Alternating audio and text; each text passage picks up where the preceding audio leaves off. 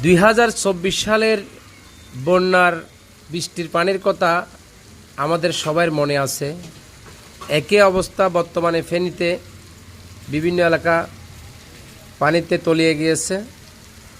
এমনভাবে বৃষ্টি হচ্ছে, বিশেষ করে আমাদের চট্টগ্রাম শহরে বৃষ্টি এখনও পর্যন্ত থামছে না, পড়তে আছে। আসলে আল্লাহ বৃষ্টি দিয়েও দেখে, নিয়েও দেখে, সব কিছুর মালিক আল্লাহ, ভালো মন্দর মালিক আল্লাহ।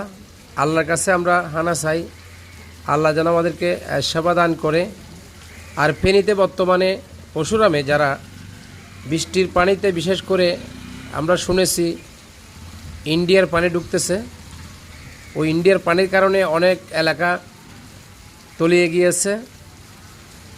এই মুহূর্তে তাদের জন্য দোয়া ছাড়া আর কিছু নাই। তাদের জন্য দোয়াই করি আল্লাহর দরবারে, আল্লাহ যেন তাদেরকে উদ্ধার করে, বিপদ থেকে আসান করে, সেই দোয়াই করতেছি।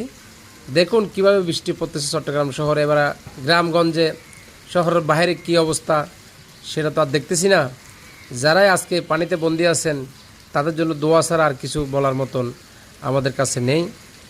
এই বলে শেষ করলাম। আসসালামু আলাইকুম।